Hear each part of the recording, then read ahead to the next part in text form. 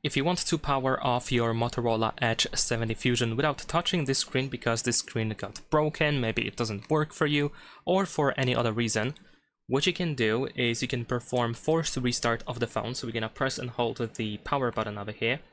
But then once the screen turns off, once it shuts down, you want to press and hold volume down button until you see the bootloader.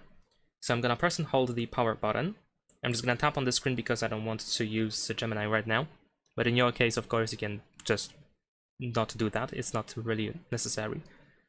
And let's wait for the screen to shut down and then press and hold volume down immediately. And just keep holding it, and there we go. Now we are in the fast boot, or the bootloader actually. In here, we navigate by using volume buttons. So you can use volume down, for example, until you see the power off option. Once you see the power off option on the screen, you can press the power button.